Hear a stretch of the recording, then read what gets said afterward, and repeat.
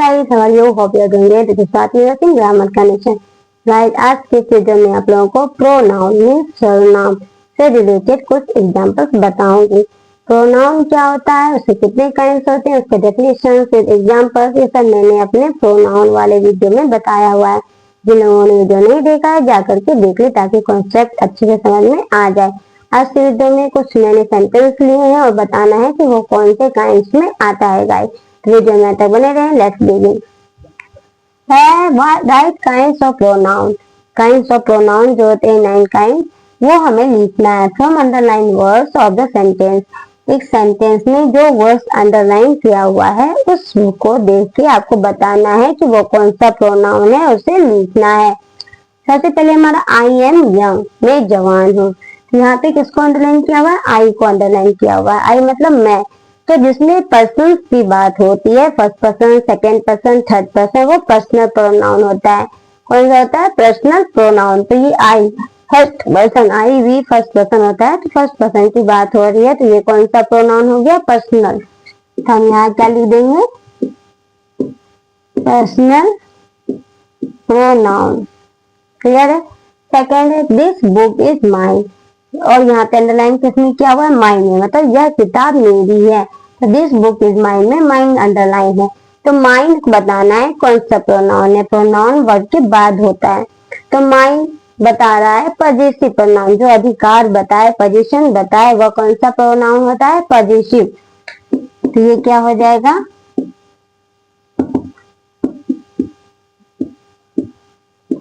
Positive pronoun.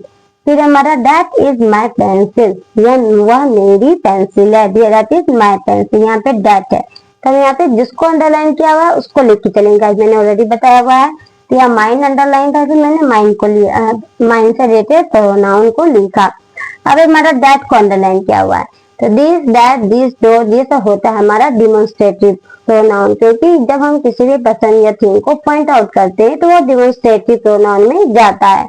तो this, that, this, दोस का use हम लोग डिमोन्स्ट्रेटिव प्रोनाउन के लिए करते हैं। तो यह हो गया हमारा डिमोन्स्ट्रेटिव प्रोनाउन।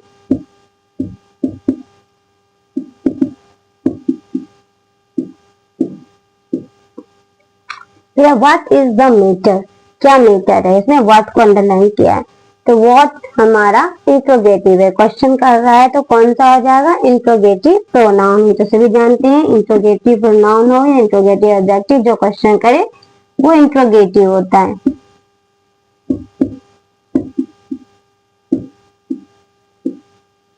क्लियर है? फिर ही हैज हिमसेल्फ, ही के लिए हिमसेल्फ का यूज हुआ है कि वो हम जिसके बारे में बात कर रहे हैं ही मेल है, इसलिए हिमसेल्फ। सी रहता तो हरसेल्फ, उसने खुद की मदद की। तो खुद के लिए हम लोग रिफ्लेक्सिव प्रोनाउन में भी जाते हैं और एम्फेटिक में भी जाते हैं। बट यहाँ हैज ये क्या है? हमारा वर्ब है। तो वर्ब के बाद अगर हिमसेल्फ, हरसेल्फ ये सब आए तो हो जाता है हमारा रिफ्लेक्सिव प्रोनाउन। रिफ्लेक्सिव प्रोनाउन मतलब निजवाचक सर्वनाम। फिर I myself taught the class, मैंने खुद से क्लास को सिखाया। यहाँ भी माई सेल्फ है, आई के लिए माई सेल्फ का यूज हुआ, इसके लिए माई सेल्फ का यूज हुआ है।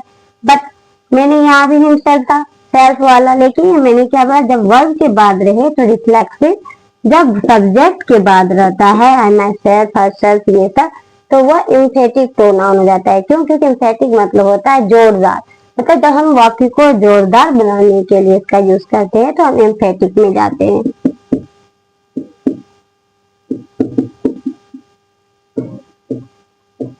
डिफरेंस समझ गए होंगे कि वर्ब के बाद हिमसेल्फ, हरसेल्फ का यूज हो तो रिफ्लेक्सिव, और अगर सब्जेक्ट के बाद माई सेल्फ, हरसेल्फ का यूज हो तो एम्फेटिक प्रोनाउन होता है। फिर the book which you wrote is good, वह किताब जो तुमने लिखा अच्छी है, गुड।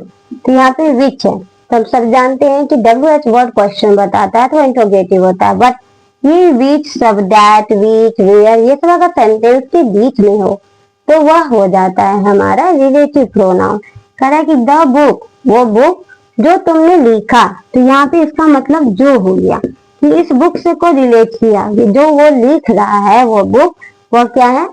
दो वर्ड सेंटेंस को, दो सेंटेंस में दो वर्ड को जोड़ने का काम कर रहा है। तो ये हो गया हमारा रिलेटिव प्रोनाउन।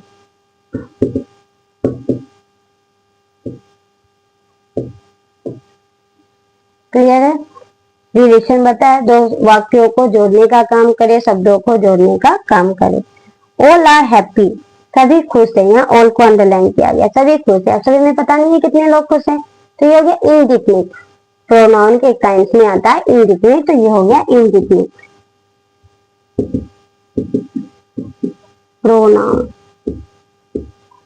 क्योंकि अनिश्चय बात है जिसका कोई निश्चित बोध ना हो। फिर each of the boys is tall, सभी प्रत्येक लड़के क्या है, लंबे हैं। ईच मतलब होता है प्रत्येक, प्रत्येक लड़के क्या है, लंबे हैं। तो ईच हो गया हमारा डिस्ट्रीब्यूटिव प्रोनाउन।